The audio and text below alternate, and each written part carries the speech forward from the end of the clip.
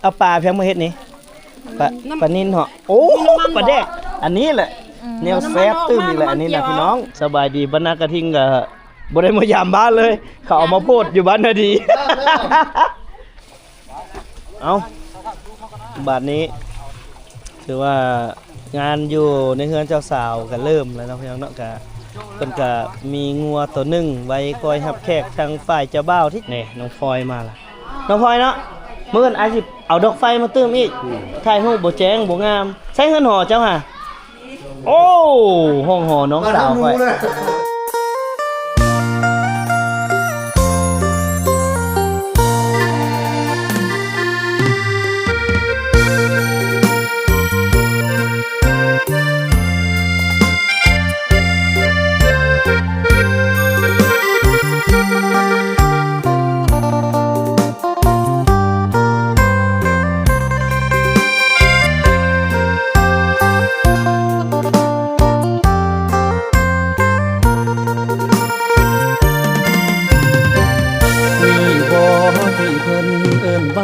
สายแนนอยู่คนละแดนยังได้มาเป็นแฟนกัน โอ้แม่นไผน่ะลูกไผบ่ลูกสาวเอ้าบ่แม่นลูกไผติ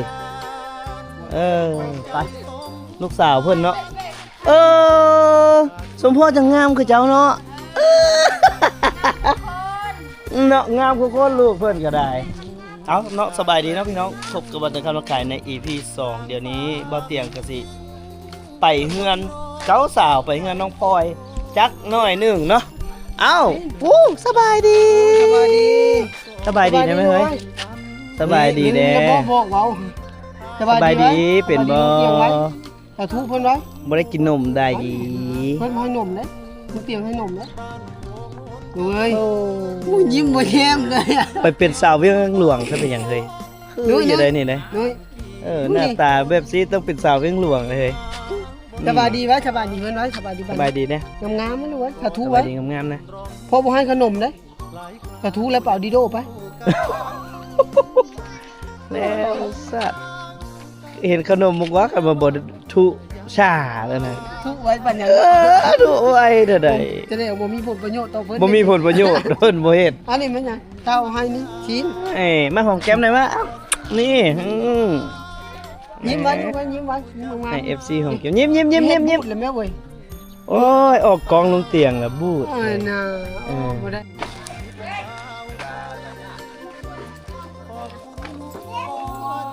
โอ้อยู่พี่กับมาซ้อยกันบ่ซ้อยทางนี้นำบ่แม่นโอ้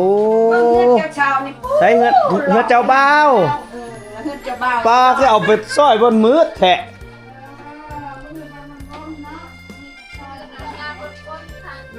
อ้าวทางเจ้าบ่าวก็ซ้อยกันเด้อทางนี้เด้อนี่เอาเฮ็ดบาดนี่เป็นเอื้อยเป็นนางอยู่ดีมีแห้งเด้อเฮ้ยเด้อเป็นห่มโพห่มชัยให้ลูกให้หลานคือกูมือนี่แหละอย่าปะอย่าทิ่มเดียวมีหยังกะอยู่น้ำเดียวกินน้ำเดียวนี่แหละไปดีเด้อสบายดีโดยยินดีมีแห้งเด้อขอให้เจ้าได้ผัวไวๆเด้อจ้าผู้ให้ได้คือคำมาปรารถนาสุราไวๆมามื้อนี้แห่งดีใจเอาเฮือนเจ้าบ่าวเด้อพี่น้องเด้อเพิ่นก็มีการซ้อยกันเนาะก็แล้วแต่เขียนนี่ใช่ให้โอ้เขียนบ่เป็นตัวลาวน่ะเป็นตัวอังกฤษพี่น้องทางนี้ก็กะเกียมแล้วตาบักฮุงอันนี้ครับแขกมื้อเช้าบ่อันนี้นะแม่นนี่เอาไว้รับแขกมื้ออื่นเพราะว่าทางเจ้าบ่าวเพิ่นก็รับแขกต่างหากอีกเด้แต่ทางเจ้าสาวอีกบัดนี้งัวก็เอาไปให้เจ้าสาวอีกเหมือนบ่โอ้แล้วก็กินอยู่เฮือนตัวเองอีกก็คือสิหลายอย่างเลยเฮ้ยมื้ออื่นนี่สิกินร้อนอยู่บ่เนาะมื้ออื่นนี่เนาะจะไปกินเดือนหน้าอีกไหมจังโมงก่อนอันนั้นครัวงัวเฮามื้ออื่น1 โมงปลุกในเด้อบัดครัวแล้วเด้อครัวแล้วบัดครัวแล้วตัดครัวเป็นยันใช่ครับคนเล่นก็เมียนเลยจดเพเอาไปประชาเชนยามาเพิ่มแสดงความดีใจนะอันนี้ก็คือบรรยากาศอยู่เฮือนเจ้าบ่าวเนาะพี่น้องเนาะทางนี้ก็กะเกียมงานฮีดคอประเพณีที่เฮาเกียมดองลูกไผ่เบิดนี่เนาะ3ชิมานี่แหละ ใช้ลูกไผมีจักคน 3 มีผู้นี้ แม่นตอนนั้น ผู้นั้น แม่น มืออื่นผู้ที่3อีกมืออื่น แม่นเอา โอ้ มา ยสิถ้าเบิ่งสเต็ปเอาลูกไผ3คนเจ้านี่มาฟ้อนแล้วค่อยเบิ่งเด้อมืออื่นเด้อ เฮ้ยได้เลยลูกไฟค่อยให้มา ระวังลูกไผก็ไม่ยาก ไฟก็มีที่ลอยๆนึง แอวร้อยเบัดอันลูกไผเด้อดิเออเพิ่นนี่ก็บ่แม่นธรรมดาเด้ออันลูกไผ เส้นกับเหยื่อ อันนี้ไผกกอันนี้ แม่น ไผกกนี่ก็บ่ธรรมดาถ้าเบิ่งสเต็ป วลาหั่น ถ้าเบิ่งสเต็ป3ไผก็เจ้าว่าสิเป็นจังไดในมื้ออื่นเนาะชาวบ้านหน้าตาเป็นจังไดซื้อหยังมื้ออื่นเด้อพี่น้องเด้อมื้ออื่นจังเดี๋ยวไปเบิ่งบรรยากาศอยู่เฮือนเจ้าสาวเดี๋ยวไปเบิ่งอยู่เฮือนเจ้าสาวจังหน่อยหนึงว่าในค่ำคืนมื้อนี้ในตอนแรกมื้อนี้เพิ่นสิมามอบงัวพี่น้องมามอบงัวก็คืองัวดองนั่นแหละงัวที่จะเฮ็ดงานในมื้ออื่นก็ทางเฮือนเจ้าสาวเฮือนเจ้าบ่าวนี่เพิ่นก็ล้มตัวหนึงเฮือนเจ้าสาวเพิ่นก็เจ้าบ่าวเอามาล้มให้ตัวหนึงแล้วเจ้าสาวก็น่าจะตื่มอีกตัวหนึงเนาะจะมาเบิ่งนํกันมื้ออื่นม่วนเด้อมื้ออื่นม่วนๆน้ำเดียวอุ้ยตะคักแท้เฮือนไกลพี่เอามาเบิ่งเฮือนเจ้าสาวมืองานพี่น้องโอ้สบายดีพ่อเฒ่าว่าจักโต๊ะนี่จักโต๊ะนี่จักโต๊ะ40โอ้เฮือนเจ้าบ่าว30เฮือนเจ้าสาว40มันบ่พอก็เอาตู้นี่มาพี่ เออ เลือกว่าพี่เด้อมา ว่ายไข่กับโต๊ะนึงอะไรเด้อเอามาเบิ่งการกะเกียมงานอยู่เฮือนเจ้าสาวพี่น้องมื้อนี้ในแรงมื้อนี้เพิ่นก็สิมามอบงัวเนาะเจ้าบ่าวก็สิได้มามอบงัวทางเฮือนเจ้าสาวก็ได้กะเกียมพี่เอ้าผู้ใดมาซอยบ่โดยบ่อีสากับเจ้าบ่ฮะบ่อีสากับเจ้าบ่อีสา เดี๋ยวต้องถามเอื้อยผู้นั้นก่อนว่าบ่ต้องอีสาน น้องใหญ่มาซอยน้องพลอยโอ้แสดงความดีใจน้ำโดมื้ออื่นก็มีงานบ่สุกว่าสิมามื้อนี้ว่ะจักสิได้มาหรือบ่ จะพาให้ระบบบัตรกันเลย อยู่นี่ป้านี่ก่อนก็ได้เดี๋ยวมื้ออื่นตอนแรงเขาก็จังเอานัดเดียวก็บ่สุกแต่ว่าเพิ่นค่าเวียกแล้วเพิ่นสิมาตอนแรงคันบ่ตอนแรงก็มื้ออื่นเช้านั่นแหละก็ได้มามาละทีมงานเฮาบ่ทีมเดียวบ่ทีมเดียว เนาะคือว่าถ้าปล่อยเอาโพดแล้วบ่มาบ่เหยียบบ่ยำเลยเนาะ บ่ได้เด้เนาะบ่ได้แหละนะเฮ้ยนะสบายดีก่อนลูกสบายดีก่อนเฮ้ยสบายดีก่อนสบายดี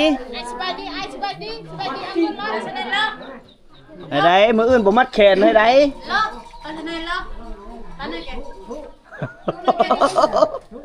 เออเอาแล้วบาดนี้จะเว้าดังแม่เด้อนั่นน่ะลูกเสือทิพกำลังเฮ็ดหยังอันนี้ นั่งคูณให้อัน ไป จะบ่าวมามื้อแรงเด้ จะบ่าวมามอบงัวมื้อแรงก็แม่นก็สิได้กินอยู่พี่เนาะ โดย จะได้กินอยู่พี่เอาเดี๋ยวเฮาเบิ่งการกะเกียมงานอยู่เฮือนเจ้าสาวพี่น้องทางเฮือนเจ้าบ่าวเพิ่นก็กะเกียมเพราะเพิ่นรับแขกเพิ่นมื้ออื่นทางเจ้าสาวก็ในค่ำคืนมื้อนี้ก็สิได้เตรียมท่ารับทางฝ่ายเจ้าบ่าวในการมามอบงัวมอบควายหยังต่างๆงัวกินดองนั่นแหละตัวหนึงเดี๋ยวมาเบิ่งนี่อันนี้งัวเจ้าสาวตินี่ฮะ งัวนั้นงัวพอเท่าเราชื่อเองเลย อันนี้งัวเจ้าสาว แม่น งัวเจ้าสาวเจ้าบ่าวมามอบตั้งหากมันบ่อันนี้เขาไว้มื้ออื่นบ่ ที่นี่นะ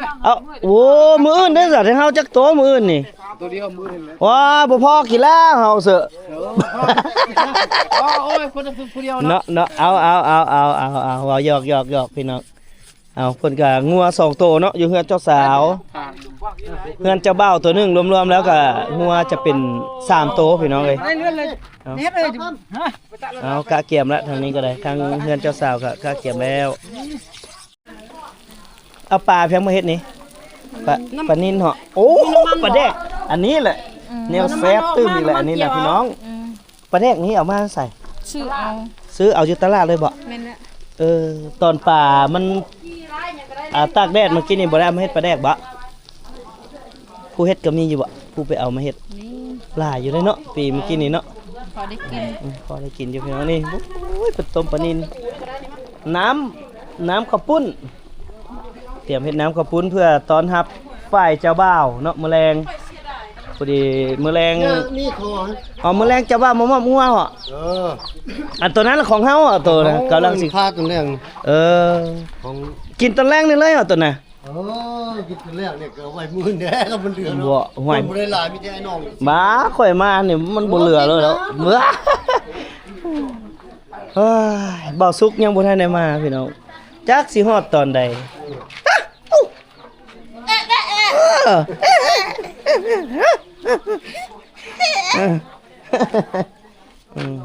โอ้ยถ้าเบิ่งมื้ออื่นเจ้าสาวสิออกสเต็ปอยู่บ่มื้ออื่นนี่เนาะถ้าเบิ่งสเต็ปเจ้าสาวพี่น้องเดี๋ยวสิเอา3ไผเขาเจ้ามาโฮมกันอันนี้ฝ่ายพ่อเฒ่าอันนี้ฝ่ายพ่อเฒ่าก็เย็นเหล้าท่าเลยทางนี้บ่กินบ่ว่าเอาเบียร์แล้ว ความเป็นสามัคคีไว้ในนี่หลายก็ได้ โอ้ย น้อยนี่หลายตายบ่ได้น้อยนี่หลายเอาจิ๊บค่อยคนพูดมหาไสบ่เป็นคนอยู่นี่ได้ เอาอุ้ยสั่งพวกขลมดีนี่ดิ บ่ได้ค่อย เนาะขลมน่ะดิเอากันเอาง่อย เสนอได้เด้ เด้ อแค่บ่นั้นนักข่าวก็บ่ได้กินน้ำเนาะ โอ้โห ก็ต้องมีขนมจังได๋นักข่าวจะกินน้ำ เจ้านี่คันว่าเมียอนุญาตให้เอา5คนยันได้เมีย5คนหมดแล้วนี่แต่ว่าผู้สาวกับผู้สาวรับตาไปผู้สาวมึนตาเขาบอก โดยเฮาเอาหน่อยก็หั่นซะอันนึงเอาอันนี้คือการเก็บงานอยู่เฮือนเดี๋ยวเด้อแป๊บนึงเด้อแป๊บนึง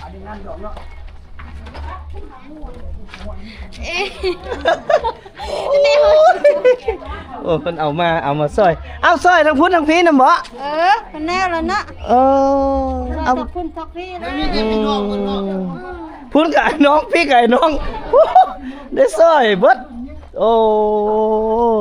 ยใส่ผู้ใดล่ะครับบาดนี้เอาแม่เจ้าสาวมาฮับไปน้องเอาทางนี้กะเกี่ยมงานเด้อทางนี้ก็ได้ไปทางสะพายทางเฮาก็สะพายบรรณากระทิงสบายดีบรรณากระทิงก็บ่ได้มายามบ้านเลย เขาเอามาโพดอยู่บ้านนาดี เขาเอามาโพดอยู่บ้านนาดีแล้วเลยมายันมา ลิ้นนักข่าวกันนี่จังไหนนี่ มาลิ้นเลื่อยลิ้นที แป้งกันสามัคคีกันคนเราไปพุ่น เราติดหนี่ที่กะบ่เป็นหยังกินบ่ได้จ่ายกินจากร้อยลังเอาน้ำใส่ใจจริง คอยกับผู้ใดเสียสายคอยกับซุปอ่อนซุปแพ้ นั่นไทยบ้านไทยเฮาพุ่นได้พี่น้องบ่แม่นไทยทางอื่นทางไกลได้ หมอล็อกหมอล้มแม่มาได้สมอน เนาะพอเท่าตู้มื้อใดจังเอามาฮะ เครื่องหอมอยู่พุ่นนะ อยากถามเครื่องเสียงนะเดี๋ยวนี้ หัวหน้าเพิ่นแล้วเนาะ หัวหน้าเพิ่นยังบ่แล้วเวียกอยู่บ่ หัวหน้าต้อมเพิ่น หัวหน้าต้อมยังบ่แล้วเวียกอยู่ ถ้าเพิ่นแล้วเพิ่น ป้า มาเนาะ ปกติมันต้องงั้นได้มื้อแรงเด้ นั่นนะ มันต้องอุ่นดองก็มื้อแรงนะ เฮ็ดจังได๋ยันมื่นพุ่นบ่เพิ่นเอามาเลยยันเจจ้อยเพิ่นบ่ให้เอามาพี่เนาะ เอามาแป้งอยู่ บ่ เพิ่นได้ยินเพิ่นเว้าอยู่ เพิ่นแลนะเปิดนะ เพราะคันเปิดมื้อนี้ก็เปลืองตั้งแต่มื้อนี้พุ่นแล้ว โอ้ยว่าแต่มีเสียงเพลงนี่กินเนื้อแล้วได้ มันบ่มีหลายคนเนาะมีแต่น้องเฮานี่เนาะ ว้ายข่อยนี่ก็ มันสิกินมื้อฮอดเครื่องโตบ่ ข่อยนี่ครึ่งโล ที่หาคนเนาะ ข่อยนี่ครึ่งโลละข่อยน่ะอันนี้คือการกล้าเขียมงานเนาะพี่น้องเนาะก็ กำลังเกียม ก็ถือว่าดองในงวดนี้นี่เป็นดองอยู่ภายในบ้านเดียวกันเนาะทางเจ้าบ่าวกับเจ้าสาวก็เป็นคนบ้านเดียวกันเนาะน้องพลอยกับคนบ้านนาดีแล้วก็เจ้าบ่าวก็คนบ้านนาดีก็เลยการกล้าเขียมงานมันก็คึกคืนไปอีกแบบนึงเอาบาดนี้ถือว่างานอยู่ในเฮือนเจ้าสาวก็เริ่มแล้วเนาะพี่น้องเนาะก็เพิ่นก็มีงัวตัวหนึงไว้คอยรับแขกทางฝ่ายเจ้าบ่าวที่จริงก็ฝ่ายเจ้าบ่าวกับเจ้าก็กะเกี่ยมงานอยู่เฮือนเพิ่นก็มีกินอยู่แล้วแหละเพราะว่ามันคนอยู่บ้านเดียวกันเนาะก็จะกระซ้ำกับเลี้ยงชาวบ้านเบิดบ้านนั่นแหละไอ้น้องป้องไปก็มาซอยกัน ล้มงัวเขาเจ้าสิบ่ได้จ้างเนาะก็สิมีคนล้มอยู่ภายในบ้านเลยมีแต่ลูกแต่หลานเนาะมีแต่อายแต่น้องดู แต่ไอ้น้องลูกหลานมาซอยกันอันนั้นบ่มือสังหารฮะ เดี๋ยวแม่นอยู่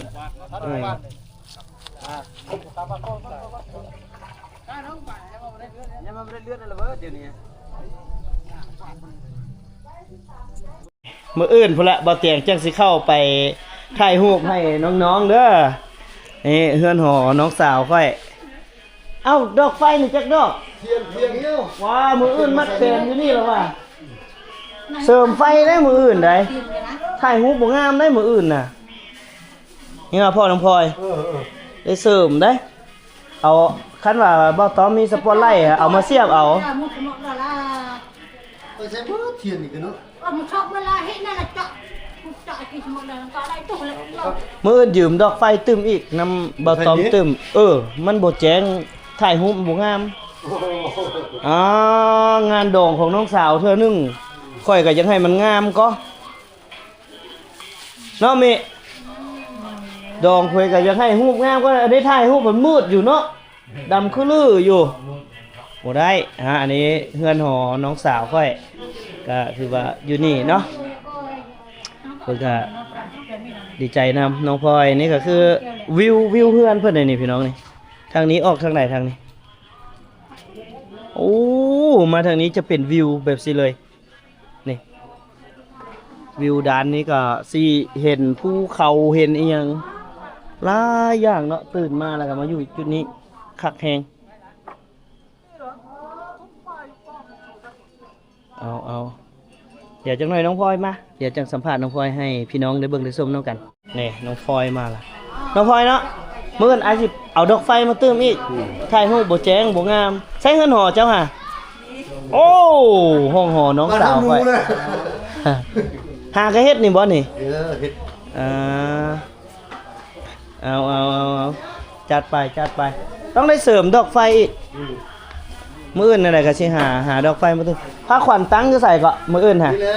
ตั้งอยู่นี่เลยเนาะแล้วปิ้นหน้าไปทางนี้มันบ่ฮะใส่บัดเซินน่ะบ่มุกอันบางเทื่อคันอันนั้นก็ได้มากองใส่ยังอยู่แต่อันนั้นพุทธก็บ่เป็นหยังดอกเดียวไอ้ที่โทรหาเขาก็บ่สุกแล้วแม่นบางเทื่อก็ตะแรงมื้อนี้มาแต่บ่ฮู้ว่าบ่ได้ทักหาเลยอ้ายก็มาพี่แล้วก็บ่ได้ทักหาเลย นมนุ้งไปมาได้มาบ่ได้ตอบ ว่าเดี๋ยวนี้ต้องมาให้ได้เด้ออย่าสิว่าอ้ายมาได้บ่เว้าในนั้นน้องแต่ว่าไอ้มุกเอ้ยคือเห็นความสัมพันธ์ของไอ้น้องที่เฮาตะกี้เด้ว่าสิมาหาน้องให้ได้เด้อต้องเว้าในนั้นต้องเว้าในนั้นอย่าสิว่าอ้ายมาได้บ่คันมาได้ก็มาเด้อนั่นมันคือว่าบ่ให้ความสำคัญเฮาต้องเว้าในนี้ไอ้สุกก็ลองคันมีสัญญาณก็มาละบ่ไอ้เตียงว่าไอ้สุกสิออกมามื้อแรงนี้มาเด้อไอ้เตียงก็อยู่นี่ว่าสิเด้อพักกันโลดไอ้บ่มีสัญญาณอยู่นี่ฮะมันใช้แต่เบอร์หลัก5พี่น้องอยู่พี่น่ะนี่มื้ออื่นค่อยสิเอาดอกไฟดอกหนึงมาอยู่นี่ยังใส่น้องสาวค่อยให้แบบหน้าตาออร่าไอ้มีโอ้ถ่ายรูปเทื่อนึงมันก็ต้องงานดองเนาะสำคัญเด้บัดฮอดมื้อสุดท้ายแล้วมาแล้วว่าโอ้ยรูปก็บ่งามรูปก็บ่มีบ่เอาเอาจังหน่อยเดี๋ยวจังหน่อยบ่มอบงัวนี่จังหน่อยหอมอบงัวจังหน่อยจะขึ้นมาเด้อจังหน่อยเพิ่นมอบงัวจะบ่าวมอบงัวเพิ่นเอาบัตรให้4บัตรโอ้หมอนี่สิกางเต็นท์ละหมอนี่เตรียมกลางเต็นท์แหละโอ้ยพี่น้องก็สิได้ให้เห็นทั้ง2กัม2ฝ่ายไปพร้อมกันเพราะว่างานดองของน้องเพิ่นนี่แบบว่าคนบ้านเดียวกันนะก็เลยได้เก็บภาพทั้ง2ฝ่ายได้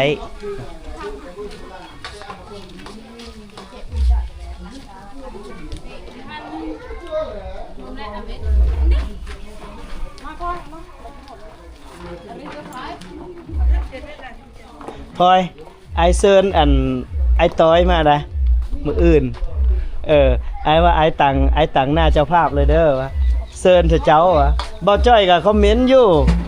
บ่จ้อยโอ้ยนางเอกค่อยเอาผัวแล้ว แล้วบอกว่าไอ้ก็สิทักหาเขาเจ้าตึม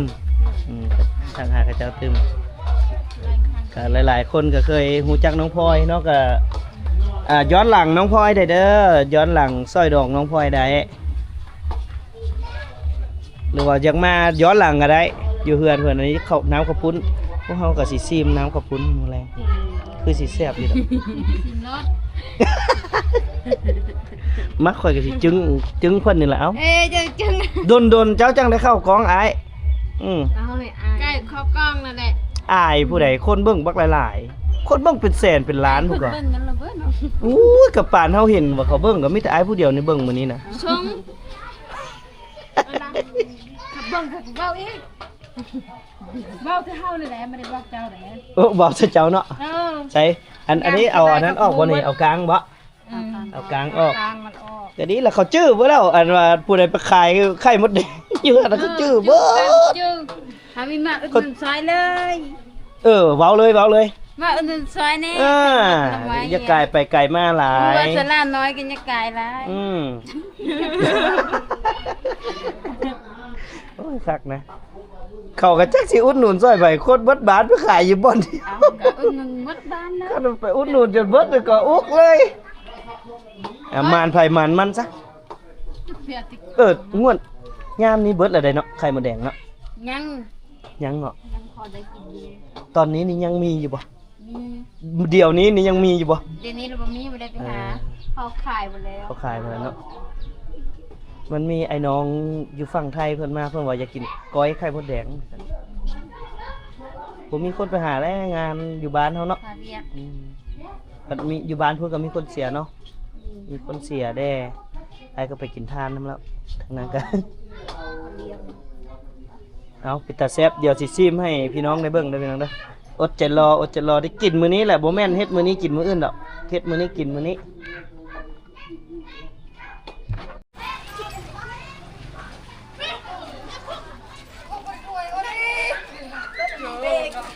โอ้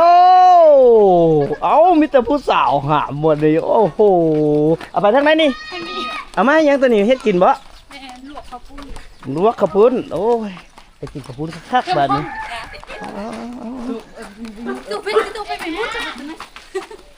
โอ้อยู่พูนเฮ็ดน้ำอยู่พูนเฮ็ดน้ำข้าวปุ้นอยู่พี่เฮ็ดข้าวปุ้นเอาแล้วเอามานี่กันดิ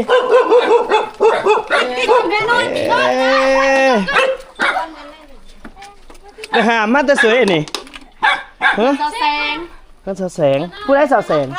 ผู้นี้สาวแสงโอ้เบิ่งบ่ท่านได้เคยสัมภาษณ์เราจะเคยสาวแสงนะนี่ไอ้สัมภาษณ์ก่อนมาพี่ไอ้สัมภาษณ์ก่อนสาวแสงโอ้ให้สัมภาษณ์เลยโทนอีเบให้สัมภาษณ์ได้เบหาหน้ามาดีๆสาวแสงอันนี้จะประกอบส่วนให้กับสาวพลอยเป็นบ่เพื่อจะได้ผัวคือเขาเนาะหรือว่าได้แล้วบ่มีคนบ่บ่บ่คือคนบางคนเนาะอันอยู่โฮมเหมือนกกตะกกมาเขียบมานะเฮือนอยู่กกมาเขียบว้าวหลายเด้อเด้สาวบ้านนั้นฮะจักชื่อสาวหยังเนาะสาวจันฮู้บ่เจ้าฮู้สาวจันบ่หมู่เดียวหมู่เดียวเนาะโอ้สาวจันนี่เจ้าสู้เด้เรามาบ่มื้อนี้เด้ว้ายขอโทษเด้อว่าสาวจันแล้วคนหูผู้ดีคืออย่างนี้เราเป็นคนฮักเดียวใจเดียวเด้อสาวจันได้สบายดีเส้นคือละสาวจันก็มามื้อนี้สาวๆมาซอยงานทางเจ้าสาวเนาะทางเจ้าสาวงานแต่งน้องพลอยในมื้อนี้บ้านเฮาสิมีงานน่ะกินดองแฟนเก่าโอ้มื้ออื่นนี่ผู้บ่าวอกหักบ้านเบิดเมืองเลยมื้ออื่นนี่ตายแล้วสาวพลอยสิแต่งงานแล้วพี่น้องเอ้ยคิวต่อไปก็สิแม่นน้องใหญ่เนาะน้องใหญ่นะบ่คิวต่อไปนะน้องใหญ่สิเป็นนางเอกของอ้ายนางเอก2ไอ้เตียงข้ามหน้ากายน้องพลอยปิดตำนานมื้ออื่นยังน้องจัดอีกเลยเอามาซอยงานพี่น้องนี่ซอยงานบุญแอว มื้อนี้มาซอยงานบุญแอวน้องหยังล่ะเกาะ น้องแซง น้องแสงเดี๋ยวไอ้สิฝึกเอิร์ธซื้อเจ้าให้สิ้นเด้อเพื่อจะได้จื้อน้องแสงหมอทองเงินก็เอางัวให้ก็ไอ้นี่แหละเฮ็ดให้ไอ้นี่แหละกินนะ โอ้น้องแสงโสดมาได้จักปีแล้วฮะหันหน้ามาเว้าน้ำเดียวดีๆบ่งามน่ะหันข้างใส่คือปิ้งป่านี่อันที่อายเนี่ยอายหยังเอาอายก้องอายบักละล่อบ่อายเนาะเป็นย้อนอายมีเมียวะ จังบ่อายพี่ขับปูนเพิ่นก็สิลวกอันนี้เขาเอิ้นว่าเส้นเวียดนามมันบ่โอ้ยเห็นแล้วอยากซิดน้ำซีอิ๊วใส่รถเลย ซิดเมื่อกี้อะนะซิดเมื่อกี้ใส่คักอยู่ได้เห็ดแบบซิก็คักอยู่โป้นสาวจันบ่อิสาสาวพลอยบ่บ่อิสาจังหน่อยเลยเขาสิเอาผัวได้ไดบ่อิสาบ่บัดน้องใหญ่เพิ่นอิสาว่ะอยากได้คือเขาหักผู้บ่าวยังบ่มีถ่าอีก15 ปีโอ้มันสิไปเท่าแต่นี่55 ปีก็มีแต่เท่าไหร่ก็30 ปีนึงผู้สาวซ้ำน้อยแหละ30 ปีน้องแสงเดี๋ยวสิประกาศผู้บ่าวเด้อเดี๋ยวสิให้มาลมน้องแสงติดต่อน้องแสงให้ผู้ใดสนใจทักมาหลังไมค์เด้อเดี๋ยวแจกวาร์ป เอาเพื่อนน้องแสงอยู่ใส่วะแท้เพื่อนในบ้านใหญ่บ่ตอนนั้นเพื่อน2 3คนละฝากกับเพื่อนในบ้านฮะแม่เพื่อน2 3อากาเจ้าว่าอันพูดเต้นเก่งๆให้มันบ่บ่แม่นว่ะผู้ใดเต้นเก่งที่สุดในบ้านเฮาสาวพลอยเรียบร้อยเอาบุญเอวไปแล้วก็สิโซสเต็ปบ่มื้ออื่นเนาะถ้าเบิ่งเอวเจ้าสาวมื้ออื่น เนาะจันเนาะจันเต้นได้อยู่ บ่เห็นสาวพูดเต้นบ่แท้เราเต้นอยู่บ่บ่ค่อยเห็นเนาะบ่เป็นน้องแท้ๆยังบ่เคยเห็นสาวพูดนี่บ่ค่อยเห็นเต้นแต่ว่าอีน้อยๆน่ะเคยเห็นอยู่ น้องใหญ่นี่ไอ้เตียงเคยเห็นอยู่ต้องมอมเพิ่นซะก่อนสิเห็นแอวเพิ่นนี่ต้องมอมเพิ่นซะก่อนแม่จะไล่ดึงส่งเอานะ ดึงส่งแอวเลยเอาอันนี้ก็คือน้องๆพี่น้องนี่ก็คือหมู่เจ้าสาวที่ว่าเขาเจ้ามาซอยงานเนาะก็คือผู้ใดสิเอาผัวเขาเจ้าก็ไปซอยกันไปสิแหละหมู่เจ้าสาวนี่เนาะ